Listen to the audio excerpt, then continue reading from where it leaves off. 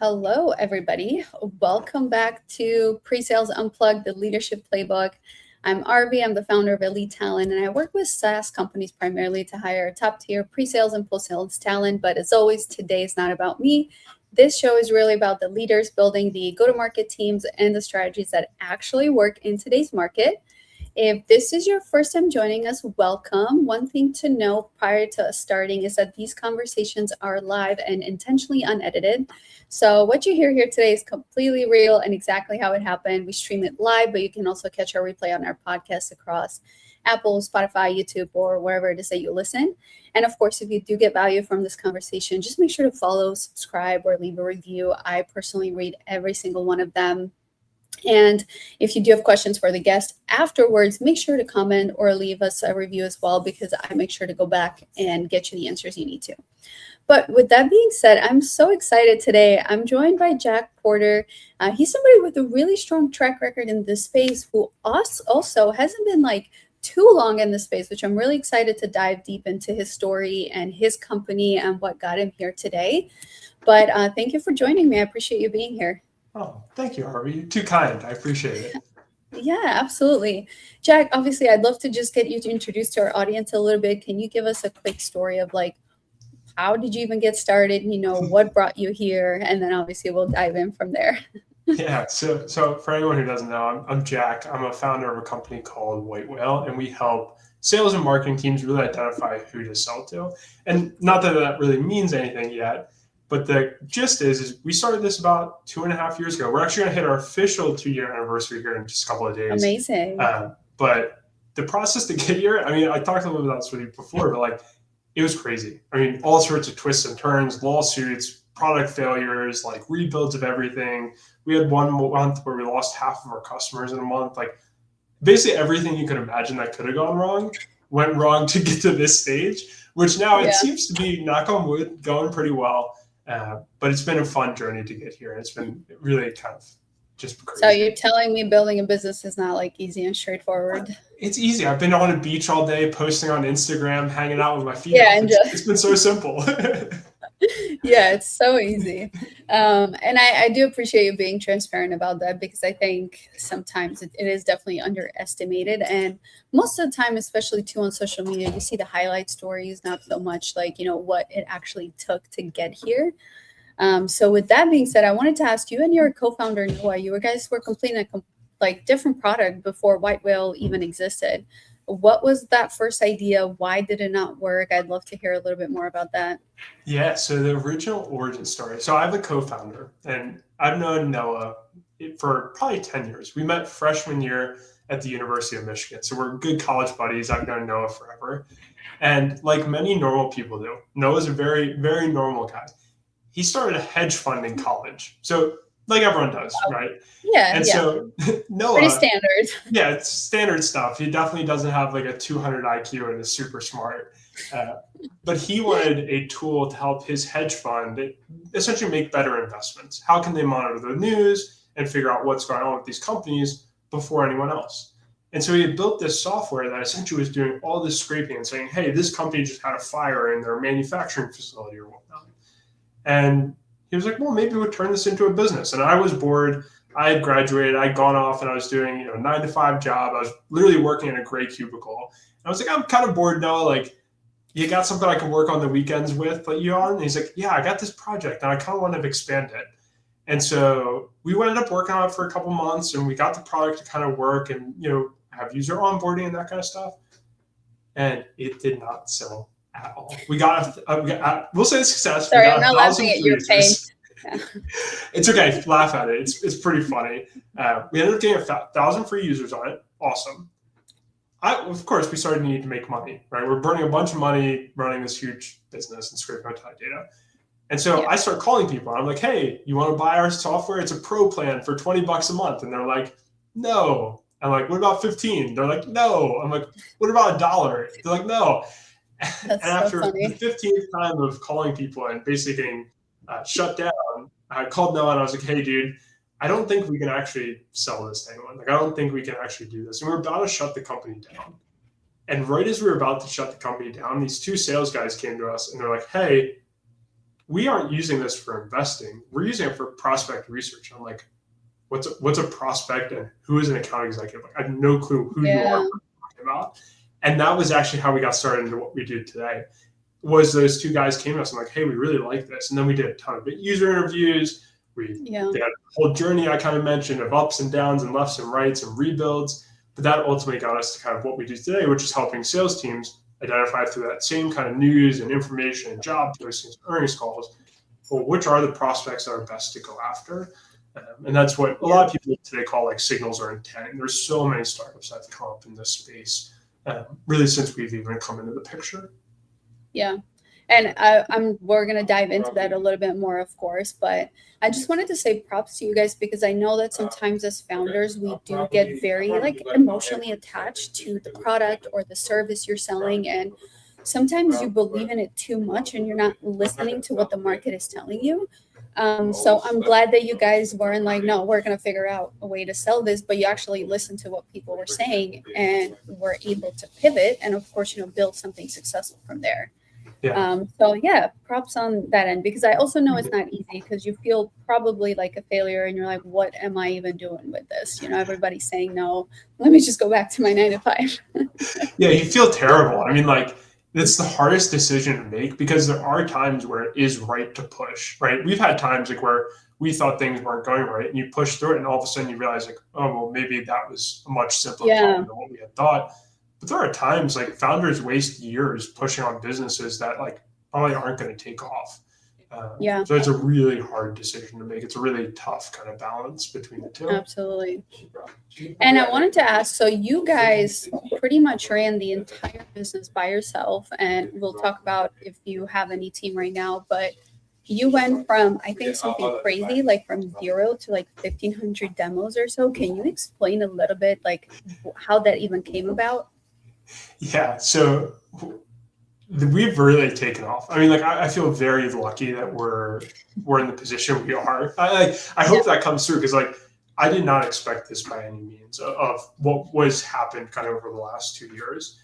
Essentially, what we did is, we built this product, right? So we had the idea, we did a bunch of testing, we even sold someone, and we're doing it by hand. Like, we were actually, like, before we had software, we were like manually Googling and researching. And we had a Google Sheet that was our product that we exported and emailed to the client every week. And so once we realized like, yeah, there's probably something here, we got some people to pay, we're okay, now it's time to make this a legit software product. So let's automate, let's systematize, let's take this manual process we're doing and make it possible for everyone. And so it probably took Noah maybe 6 months to build it. We call it like from summer of 2024, I believe it was, to like the winter of 2024 is right when we started selling it pretty frequently. And we started to do the kind of usual sales process, right? Email people, LinkedIn people. That's how we got our kind of like called first 10 customers to try it out. And then we realized that was very hard. There's only so many emails and so many sales pitches you can make. And to be honest, like, we weren't sales people. Like, I didn't even know what sales was until we actually started selling sales software, which is kind of weird. And so what we were doing in the meantime is kind of just posting our journey. We were putting stuff out on LinkedIn, sharing the ups, sharing the downs, new product launches, commenting on people's things. And that took off, right? So we were doing all this kind of organic outbound, but at the same time, we're posting content. And the content just took off like we couldn't believe. And that's really where we drove a lot of the demos. And we got lucky a couple of times. Like, we had some big competitors come after us, and then we turned that into a positive, and that got us a lot of traction. So we've been able to spin a couple different times where we really gained a lot of traction. I think we've done about 1,800 demos in the last, call it, year and a half with our product. Which is amazing. And by the way, I wanted to dive a little bit more into your product, because I've actually followed you for a while. We've like briefly chatted in LinkedIn here and there. And then just recently I was like, wait, why have I not invited this guy to my podcast? Because I feel like I need to have him here and just ask him a bunch of questions with how successful you guys have been. And selfishly, but of course I know the audience will also gain value from this. But what is, or how is WhiteWhale different from other, signal intent softwares out there? Yeah, the biggest thing. So when we started the company, when we started WhiteWhale, it was really kind of this big transition that was going on in the market, and we had no idea. Like we were completely blind luck, like squirrel found a nut that they shouldn't have found kind of situation, because we Yeah. had come up with the idea for the signals, right? We had done it without really being in the sales market. What we didn't know is that there was these kind of huge companies that had come up over the last couple of years, and most salespeople will know their names, but they sold what you call intent data. And they sold this huge promise that they could essentially predict everyone who was going to buy from you. Now, that promise turned out not to really be true. And so Are you kidding me? Yeah, I they know. pissed a ton of people off, a ton Yeah. of people off. And so what we didn't know is that we were essentially building a new product in the same space that a bunch of people just got pissed off in.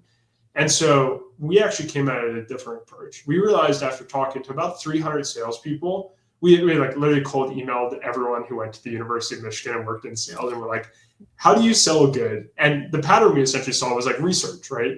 The thing no one really wants to do in sales, and like everyone kind of says they do, but no one really does it. Yeah. And we're like, okay, well, maybe there's something here if we can like automate it and systematize it and flag good accounts when there is good research.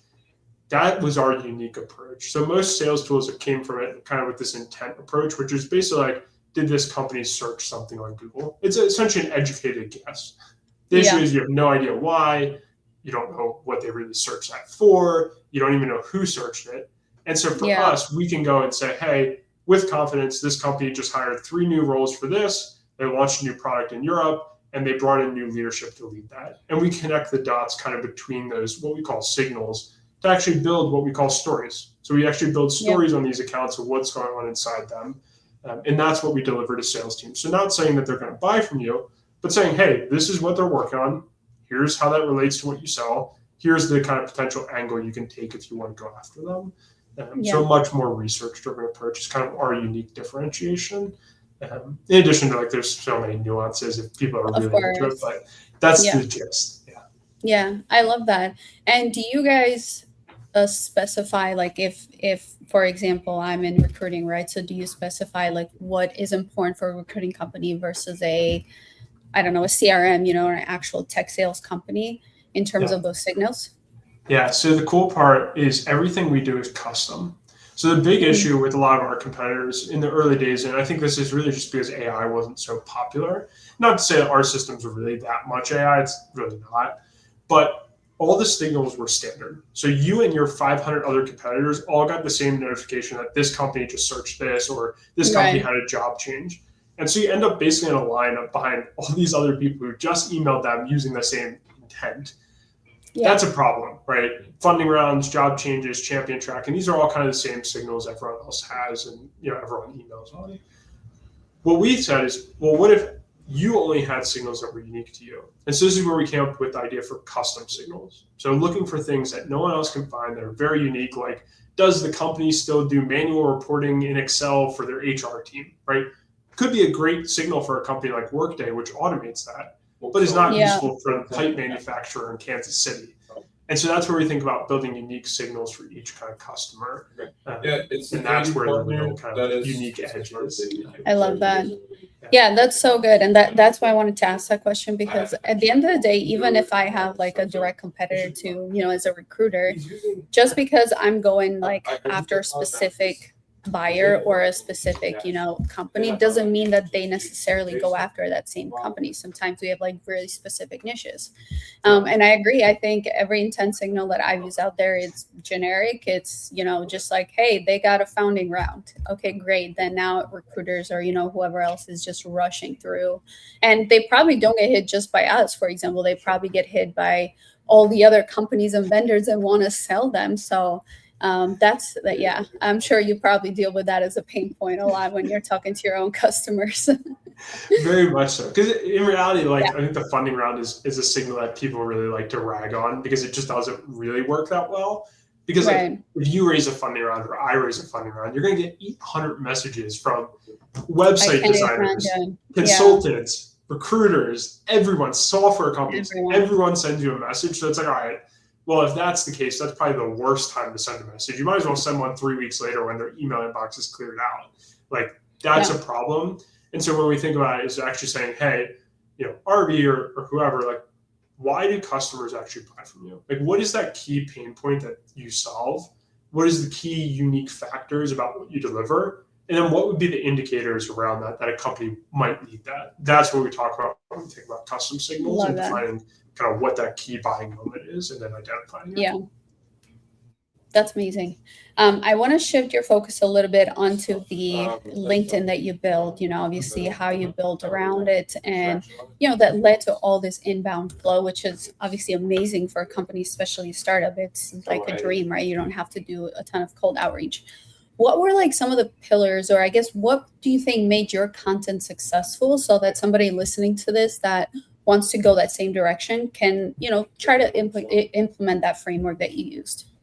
Yeah, I think I'll kind of explain it in two different ways. I'll explain one on like, I think whether or not you should even do it, because I think that's something that's overstated.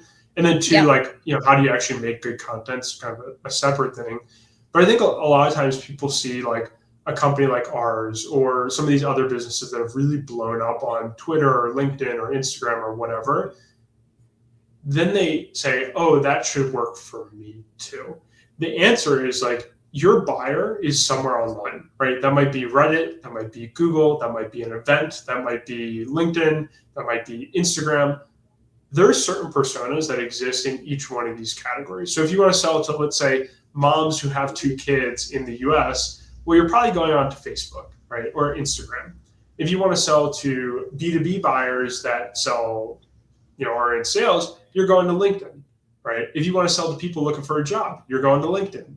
If you want to sell to engineers, you're going to Twitter, right? So there's different kind of personas on each one of these platforms. I think that's something people overstate because there's a lot of people promoting like post on LinkedIn and that kind of stuff. But largely, like, if your buyers aren't active on a certain platform, you should not be posting there. No matter how much you post, they'll never show up because they just aren't checking in. So you want to make sure that your platform aligns with where your buyers like to hang out. And for us, like, salespeople are on LinkedIn all day, right? They're selling to other companies through LinkedIn.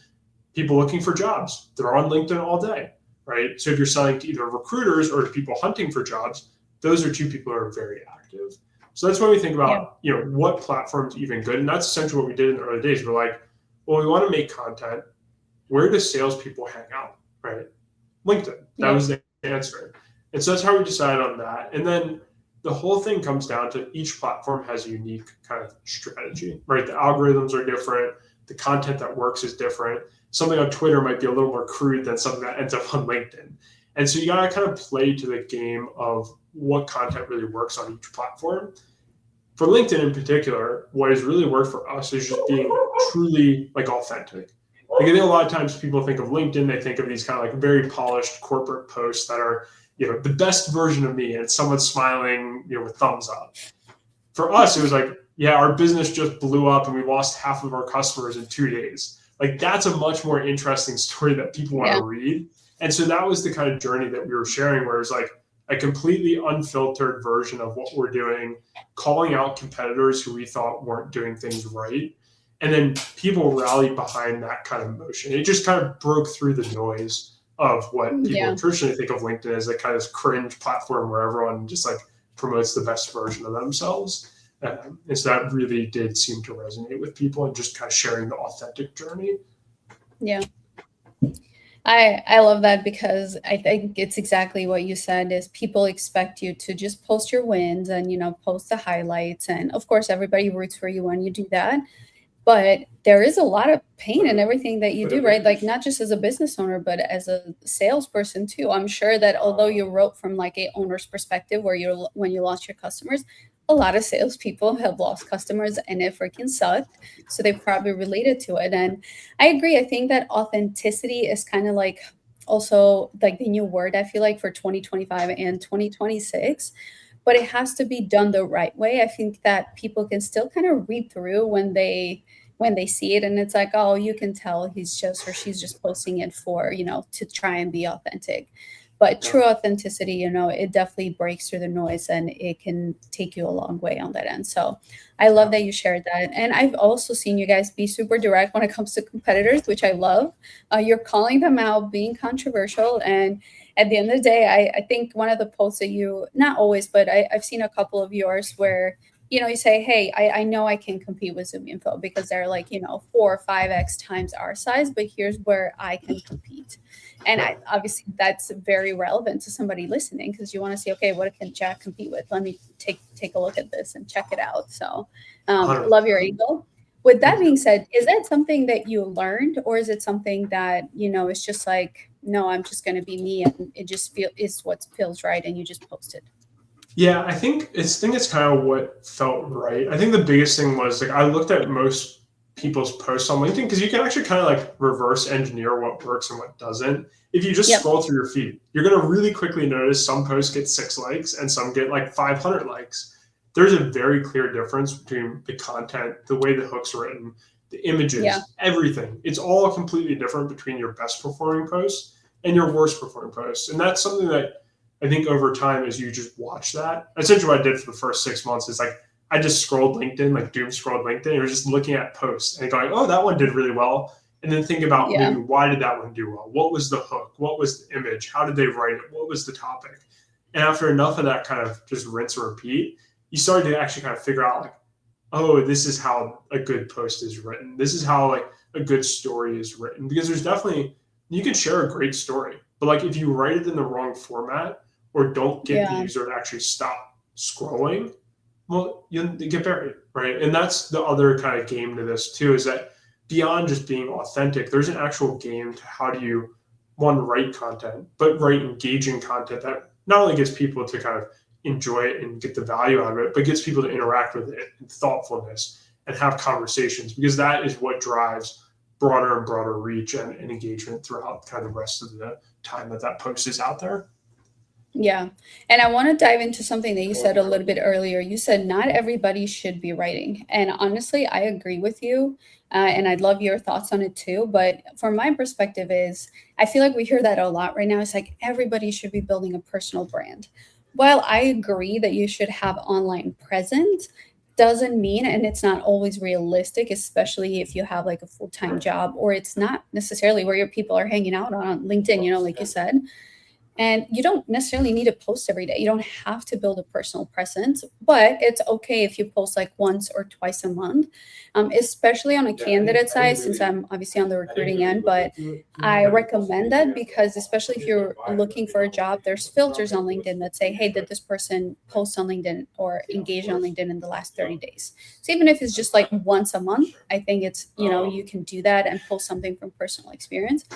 But you don't always have to have a personal brand unless you're maybe some sort of leadership and you're trying to attract something. Of course, some sort of founder, because I think that's also where all the bad posts from LinkedIn come from too, because people are just posting to build a personal brand and it's just like the wild, wild west on LinkedIn. But what's your thought process on that? Yeah, I would say I think the recruiting angle is actually a good example. Like if you're trying to find a job, because when you think about like the recruiter's position, and I thought about this a lot too when like I had a job, is that recruiter can only look at a handful of things to know how good you are, right? They don't know what you're doing at work. They don't talk to your boss. They don't hear things through the grapevine like people in your office would, right? So if you're a high performer, well, you look the same as everyone else on LinkedIn, right? Now it comes down to, well, how do you almost build kind of a persona or share some wins or share some experience that separates you from every single other person that's looking for a job who might not be an A player like you are, right? So you think of all these other people, well, they all have LinkedIn personas with no posts, right? So everyone looks the same.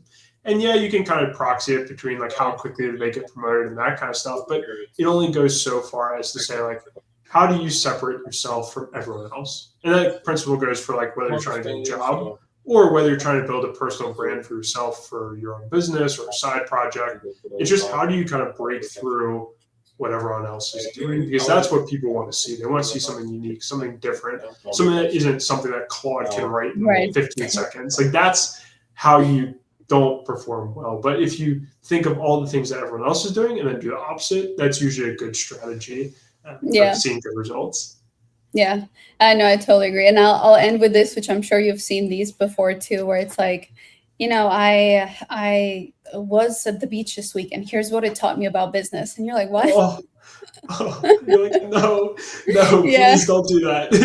It's so bad. Like you don't want to be. yeah, I mean, like this is such a Gen Z word, but like don't be cringe. Like yeah, share something real, like actually real, yeah, not what you think like some corporate kind of generic kind of term that would look good. Like that's yeah. not what people want to see. Like people want to see like, oh, I did this and this. I really think that this is the best strategy. And you actually start educating the market on kind of, well, what is your expertise? What are your unique Right. things? That's how you actually build expertise, not saying like I learned something at the beach last weekend. That's it's so bad. Yeah. Okay, awesome. I wanted to shift your focus on the sales aspects and business development strategies. You obviously work with either sales individuals like an account executive or big sales teams. So, what is working right now? Is cold calling dead, or what are people doing to stand out? Within cold calling in general. Explain a little bit more in terms of what you've seen in the market from all the experience and firsthand things that you've seen throughout the companies. Yeah. So I think this actually it's kind of a good segue because it follows that same principle of what makes you different. And I'll go a little deeper here because I think it's actually probably important to go more nuanced than traditional, like just kind of say generic terms and hope people kind of get the story. I think when you actually think about what you're doing, if you're trying to build a sales process, you're trying to essentially create demand. How do we identify people out there who potentially could have our problem, show them that this is the problem that they have, and this could be their world if they solve it, right? And there's some Hmm. gap between that. That's the underlying principle of what you're doing, actually doing outreach, doing cold calling, doing cold emailing, sending LinkedIn notes, going to events. You're helping make that gap become aware in a prospect's mind. Sometimes they're already aware of it and they just want to find vendors to solve it, but sometimes they're not. And so when you think about what you're doing, well, you're essentially some form of marketing, right? Whether that marketing is like bottom of the funnel, like you're just trying, a buyer already knows tools and is comparing them, and you just need to compare your benefits and say, this is why we're better, or very, very top of funnel, where they don't even know about the problem yet, and you're trying to highlight, hey, you need this new system because of this. And they're like, oh my gosh, I didn't even think of that, right? Yeah. That's the underlying principle. When we get into actual tactics behind what works and what doesn't, the biggest thing is running, and this is what we see like across all the sales teams that we work with, because we essentially get like the inside view and like we actually see a lot of their stats because we'll see their CRMs are connected to us. Yep. The best sales teams run sales and marketing in parallel.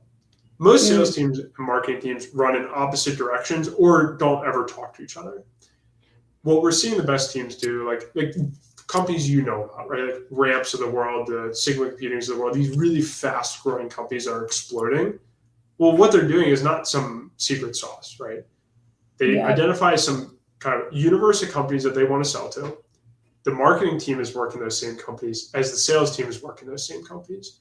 And whether that list of companies comes from like an intent data provider or signal provider or just like a standard list, everyone's working in the same direction. That's the biggest thing that we think about when we actually say, hey, how do you structure a growth engine around actually developing pipeline?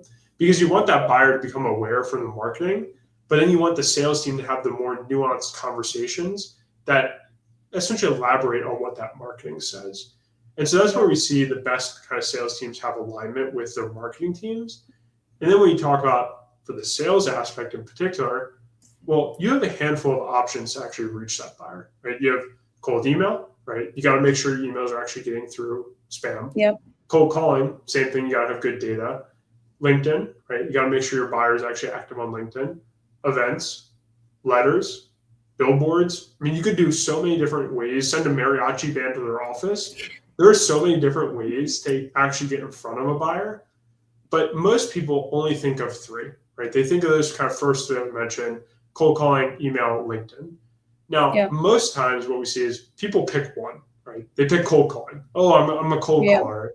And that's all they do, right? Yeah. The issue is well, most people aren't going to buy on your first cold call, right? Even if they pick up the phone and talk to you. Maybe they become aware of the problem. They start stewing on it. 6 months later, they're still kind of thinking about it. You have Right. to nurture that account. So you have to go and say, hey, email, LinkedIn note, cold call, send them a letter, have your marketing team put ads on their Facebook, because that's how they warm up to the idea, and that's how they become familiar and build trust. And so when we think about kind of outbound strategies for a sales team, I mean, the gold standard today is multi-channel, right? Where you're doing multiple of these different avenues to reach the buyer, not just saying, hey, I'm going to send 10,000 emails and call it a day, because I mean, largely that doesn't really work anymore. And it's becoming increasingly hard. So that's where we think about, especially for teams who have expensive products, right? I'm not talking about low, like, B2B, like $20 a month type product.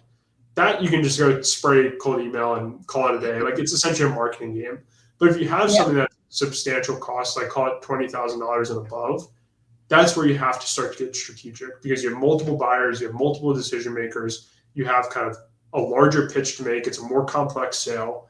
That's where you talk about kind of multi-channel and hitting these accounts from different angles and building that trust and awareness. And we've had companies that emailed us for 6 months and then cold called and LinkedIn note. And then 2 months later down the line, I'm like, oh yeah, it is good timing. Like, great job. Like, I'm in for it. So that's how we think about actually building a good process, is one, alignment kind of between marketing and sales. So you warm up these accounts, but then even within kind of that sales function, not just doing the lazy thing, which is just spray out a bunch of emails that all look the same. Because the real answer and the best way to think about it is, like, you and I both get cold calls all day, are we? Like, we also probably get cold emails all day. We also probably get cold LinkedIn notes all day. Which ones do we actually respond to? Probably almost none, because they all look the same. They're all very low research. They have no compelling pitch. Half of them don't even know what our business does, and we get pitched on something completely random. I'm like, really? Like, that's not going to work. No, so the bar is so low to do good outreach. That's where we see the best teams performing well. Is like, do your homework, show up with a reason, actually stand out, because no one else is doing that, right? Despite all the AI advancements, all this kind of stuff, no one's actually putting in the work to actually make good outbound. And that's where we really see kind of the best teams stand out and do well. Honestly, you gave such a good breakdown on that entire process. And I personally couldn't agree more, because when I first got into business, obviously you start understanding all the aspects and all the department. And it's like, okay, so I need to do business development.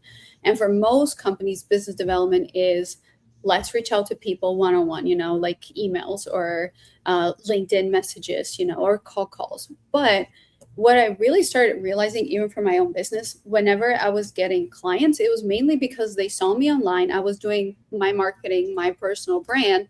They were already warmed up to it. So when I did send a note, it was more just like, oh, hey, I've seen your post. I never really engaged, but I like what you put out. So yeah, let's have a chat.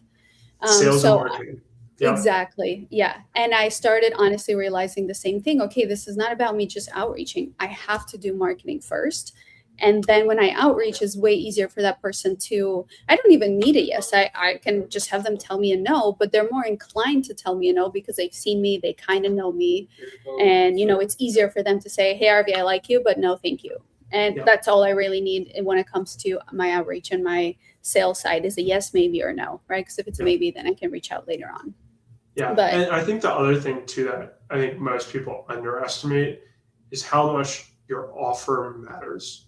Almost no one thinks about their offer and how compelling it is. Everyone just says, like, if I send messages, people will buy. But the answer is you actually have to have something people want. And so the other, like, this is very like tactical and nuanced. Like, if we go deep down the kind of rabbit hole, the best performing kind of email, LinkedIn, cold calling campaigns today are not based around the principle of, like, I think what everyone's done for a while, which is like ask for 15, 30, 45 minutes, book a meeting, that kind of thing. Right, because a lot of SDRs are paid on booking a meeting, right? So they're incentivized to make that their ask. Well, the best campaigns we actually see going out the door, the ones that get crazy results. Like, we had a team open 7 enterprise deals in 2 weeks, like the craziest example, over email, like nuts. But what they were doing was very different. It's what you call a value-driven or a lead magnet type approach to cold email, where instead of asking for kind of 15 minutes, well, you offer them an audit, you offer them an analysis, you offer them a one-pager, a case study, a kind of free version of your product, a sample run, whatever that may be, a very low friction kind of offer that you can give out. And I think the simplest example is we actually bought our like marketing video that's on our website, from a guy in Nigeria, right? Crazy story, like awesome guy. His name's Paul, and his outreach to us is still one of the best I've ever gotten. What Paul did, he didn't have any fancy messaging. He didn't have any fancy name brand, right? He had no customers when he first reached out to us, and now we've blown up his business, which is so cool to see. Paul sent us a snippet of a potential video. He actually made a marketing video for our site without us asking, and sent it to me and said, "Hey, Jack, do you want the rest of this?" I'm like, "Yeah, this is awesome. Like, I can see exactly where you're going. Can we do this and this?" He's like, "Yeah, here, sign up. We'll give you a huge discount for being our first customer." That is still to this day the best outreach I've ever gotten, because he basically did his job and removed all the risk from me actually working with him. Yeah, I love that. I think my newest cringe when it comes to outreach or LinkedIn messages is, "Would you like to compare notes?" What and does it mean? Like, what does it mean? Tell me what it means. Yeah, exactly. I just imagine like two people with notes, like, "What do you have?" "Oh, I have this," and obviously that's not the case. Guys, I have my notebook here. It says I need to go grab food for dinner. Is that what we want to talk about? Is that yeah, so funny. But no, I agree. Same thing with me. It's like whenever people upfront some sort of work or some sort of trial, or any sort of form or shape, it definitely makes it stand out. And I will say, I mean, it just comes down to, I think, what you talked about earlier as well, as just trust. I think we've turned from a product type of marketing to a trust type of marketing, and obviously proof and credibility, because there is, I mean, it is what it is. There is a ton of competition out there. So product wise, you may have very little differentiation from your main competitors, or especially if they're big companies and they see what you're doing, they might replicate that. Or a form of it. So how do you stand out is like, do I like Jack? Yeah, I like Jack. I think he's worth having a conversation. Does he have a product that fits me at that point? Yeah, I think so. Yeah, let's move on and move forward. But I think trust is also a huge aspect and component of nowadays, selling, when it comes to sales in general. Yeah, and I think there's no better way to build trust than give value. That's the biggest thing. Most people just ask for stuff in their outreach, and then there's no value, right? There's no trust built. But if you spend time to educate and work through things before you ask something of someone, that's how you build trust, right? That's Love the that. thing. I have a fun question for you. If you were advising a VP of sales right now that's building their top of funnel strategy from scratch today, where would you tell them to start? Yeah, I would say, and this is going to be weird coming from a guy who sells sales tools, it has nothing to do with your sales tooling. And this is the biggest driver of outbound success, hands down. Like, you could have terrible contact data, you could be sending emails into spam. Like, the biggest driver is having a great offer, right? That not only comes down to what that VP of sales can do, it comes down to product, it comes down to marketing, it comes down to even business decisions, how that business is kind of created and what that business model looks like. Everything needs to be packaged into a great offer. And for us, we make a great offer because all of our competitors try to lock you into an annual or 2 or 3 year deal. Whereas I can go out and say, hey, all of our contracts are month to month, cancel any time. Like, if you hate our data, no worries, you didn't spend 50 grand on it. That alone, I mean, wins us so many deals, right? So how do you think about what is that comparison for your business, right? How can you set yourself apart from everyone else who's offering the same thing? Because I think there's a great example that many VP of sales would be familiar with is these kind of cold email outbound agencies. Everyone makes the same pitch. Oh my gosh, yes. I will book you 10 to 20 qualified meetings for no cost. And you've probably seen that, and you're laughing because you've probably seen it 15 or 20 times by this month alone. I was just going to say this month alone. Literally.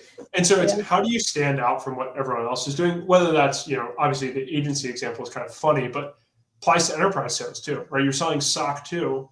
Well, what is your unique angle that makes your offer way better than everyone else's, right? Is it time to value? Is it the ease of use? Is it low implementation cost? Whatever that looks like, you need to figure out what that is. And then that becomes the foundation of your outreach strategy, is communicating that offer. Then you layer on top all the other strategies we were talking about with the right tooling and timing and signals and lead magnets and all that kind of stuff becomes built on top of that foundation of what is your kind of core offer, value prop, that kind of thing. Yeah, that's so good. Okay. I actually was part of a leadership group where it was like a leadership class, and they were talking about how to pitch your product, right? Whenever you, let's just say you're starting from scratch, the first thing, obviously, you need the product or the service, whatever it is that you're selling. Then you need the offer, and then you need marketing, and then you need sales. And not the other way around, like sales and then marketing. Because at the end of the day, if I'm selling something, and actually this happened to me a couple of weeks ago, somebody was cold emailed me, and I was like, you know what, this is actually interesting. So I replied, and I was like, yep, I'm interested. And his reply was, well, here's a link to pay for it. Let me know when it's done. And I was like, okay. I was like, can I see your LinkedIn or something, or a company page? And he's like, no, I don't really go on LinkedIn a lot. So, and I was like, okay, how about a phone call? At this point, I was just like, what does this guy have? And he's like, no, I don't really jump on phone calls. And I was like, okay, like, you know, like you don't have the marketing. Yeah, you don't have a brand, and you don't have a marketing for something tangible for me to look at. So then, you know, the sale never happened. Yeah. And then I got hit with like 20 emails in the next like 2 to 3 days. And I was like, well, clearly this was some sort of spam. So the marketing is huge nowadays. And it obviously, you know, comes down to the trust and the credibility. Yeah. But I agree. Yeah. The offer is also super important. And honestly, for me, you tell me yourself too, but like when I buy my software or something that I'm looking at, I really, I'm not going to use hate, but I really dislike contracts. So whenever like they try to sell me into a contract, I'm like, hey, I'll pay the premium pricing for like the first 2 to 3 months. Let me take a look at it. Then we'll think about it, even like signing up for a contract. Because I think yeah, but also the other side to it, on a buyer's perspective, the market is changing so much and so fast. So how do I know that the same product you're selling me today can still serve me 6 to 9 months to 2 years from now, right? And now I'm just locked in for 3 years. Yeah. So that's at least my perspective. Maybe don't listen to me if you're selling, you know, long-term contracts.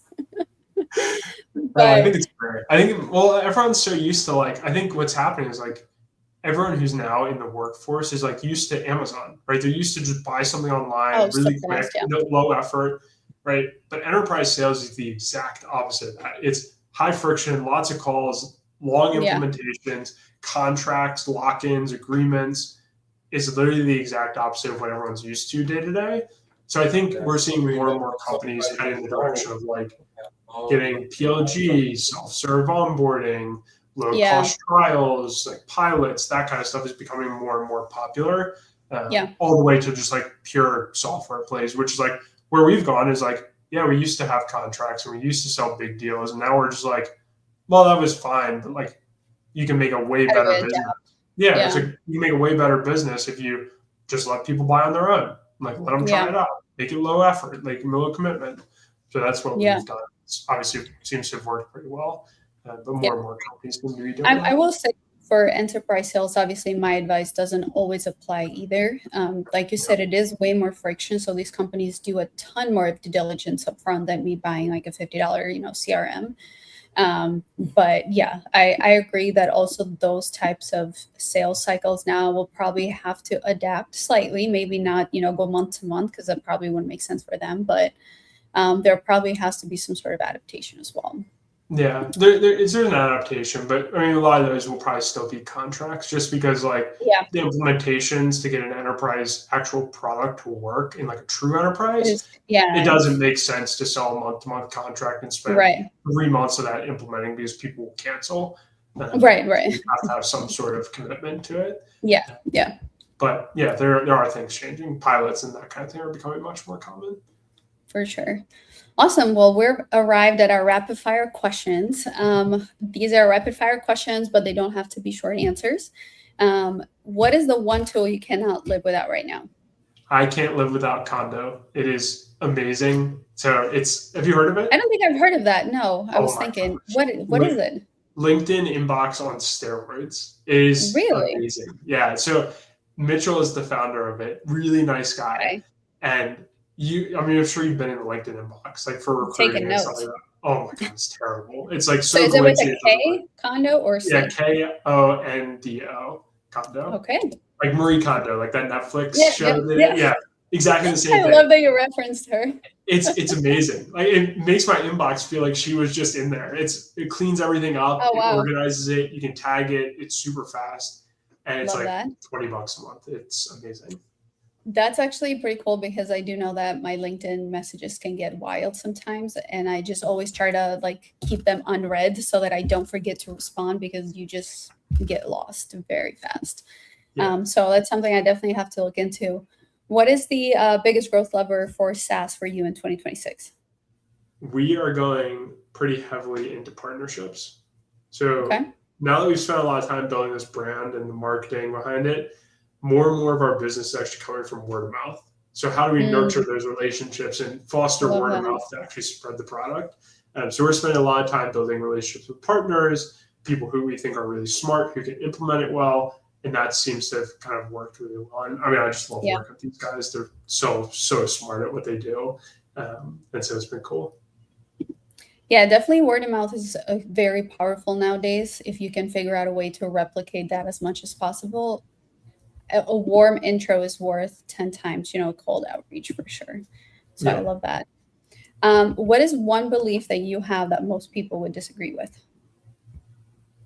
You should basically do the opposite of what everyone else is doing almost at any given time.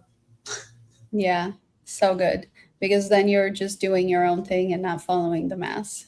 Yeah, you should be probably questioning what you're doing more often than you are. And it's obviously worked for our LinkedIn strategy. It's worked for our Yeah. business. Like everything we've just applied it to. And like, yeah, sometimes it doesn't work out. And sometimes like everyone is right. But usually most people aren't right. Or at least the majority of people are common advice isn't usually super helpful beyond just doing the basics. Love that. I forgot to mention it, but I'll say it here live. I think it was about a week ago or something. You posted something, and I was like, "Oh, that is such a good post!" And like the framework. So I copied the framework and I used it on my own post, and it did really good. I'm not gonna say it went like super viral or anything, but to me, I don't measure it by impressions. I mainly measure it by like, okay, did it drive profile views or followers or the right audience? Yeah. And I was like, all right, I might have to copy Jack a little bit more. Feel free. It's fun. It's very fun. Yeah. Love that. Okay, I want to switch a little bit on to the hiring side of things. I know that you've recently had some posts about like AI and hiring. I'd love your take on like how is that changing? What's your opinion overall with AI hiring? How do you potentially evaluate people for your own team when it comes to that? Just in general. Yeah, I think the biggest thing for us, and I'll say like not a ton of experience here, at least for our company, because we've actually, I mean, this is probably gets into the real meat of the conversation, is we've been able to do a lot more than I thought we would have been able to do to get to where we are. And we still only have 2 people, one of them being myself. That's it. Like managing customer support, managing onboardings, managing 100+ demos a month, managing integrations with large sales tools with just 2 people, which is basically unheard of, call it even like 2 years ago. And so I think that is the biggest, maybe not worry I have, but like the biggest thing most people should probably be aware of is like, that's the reality of the situation is like, well, we can systematize, automate, simplify our business down so much that we're able to do probably what a team of 10 did, call it 10 years ago. And so that's where we see a lot of the kind of impact of hiring and how we're thinking about actually who are our next hires. And really our game plan is like, end stage of our business is probably like bring on 1 or 2 more people and that's it. And just run very, very lean, very close. Yeah. And I love that the AI can do that because I do agree that, I mean, it does, don't get me wrong, suck for everybody that's, looking for a job right now. And it is a really tough market. However, so hard. You do have to figure out how to create value outside of what you've done in the past, right? So like a lot of people that I see that have a lot of, or at least a hard time finding a position is because they're like, well, that's what I used to do as a sales engineer. So, that's what I'm looking for. And I'm like, that's great, but companies are looking for something like that plus, 1, 2, 3, 4, 5, because AI enables you to do that. So I think that also, on the other hand, a lot of people that are having a rough time, is also because they're not adapting quickly or, implementing extra skill set on themselves. And I made a post about this a while ago, and I just speak from a sales engineering perspective because it's mainly my niche, but it's a lot of companies are acquiring more technical skill set plus being a really good, communicator and soft skill set person. It's kind of like impossible to not learn that right now with what's out there with, Claude or ChatGPT or all these coding tools that help you so much.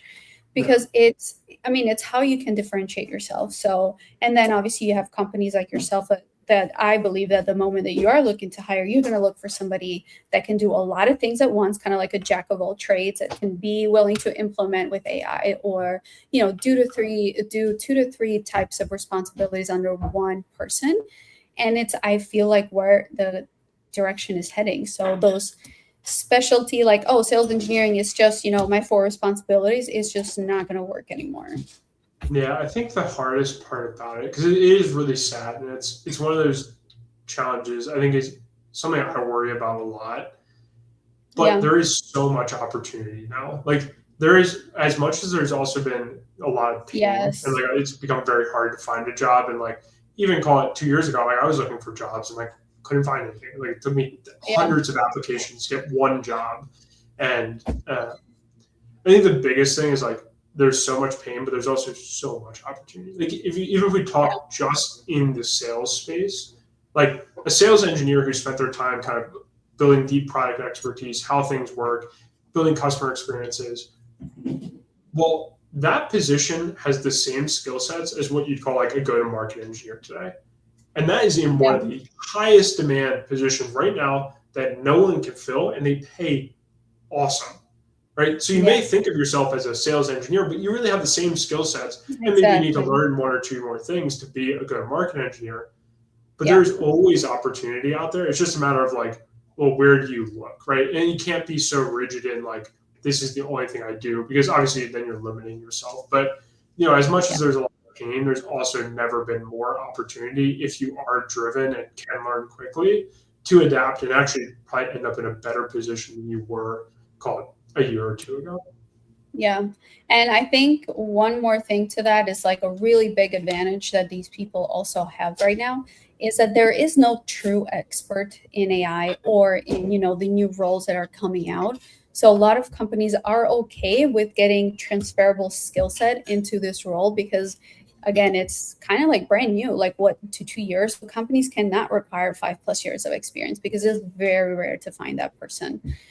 So that is a huge advantage that a lot of candidates have right now, to where they say, hey, here's what I've done the last, 2 months that I haven't had a role. I've done this personal project. That just shows initiative. And even if you don't have the exact skill set that I need you to have, that transferable skill set or the hunger is also huge for me as a business owner perspective, or of course, hiring manager as well. Yeah, 100%. And I think the biggest thing, because like we get asked all the time, like by people who are looking for roles, is like, again, it's kind of the same principles we were talking about with outbound. It's like, figure out a way to stand out. Like, everyone is asking for a job. Well, what is your unique way? Like, I was reading a post on LinkedIn the other day from a BDR manager who put out a role, and he's like, I got 600 LinkedIn requests. I got 34 messages. I got 2 calls, and I got 0 voicemails. That's it. Right? Yeah. The bar is literally so low. So low. Just figure out how to call the guy, send him a letter, whatever you're going to do. Send him an email, a LinkedIn, all of it. Do all of it. But if you really want to win, you got to figure out what everyone else is doing and then do way more than what they're doing. I think that goes for life. I mean, I'm also way super type A, and maybe that's a detriment too. But I've seen people really stand out with that. Like that is a great way to get a job or get a role in places, particularly you really want to work at. It's so funny. As a recruiter, which I see this a lot, I'm still, talking to people, or if I'm talking to somebody that doesn't have a job right now or they're looking for it, I try to give as much advice as possible, because I also feel bad, and if I can help in any way, I'm more than willing to do so. But my advice has not changed. I mean, it's crazy, like stupid, simple fundamentals. I'm like, hey, send a thank you note after the call. Send a thank you note before the call that I'm meeting you.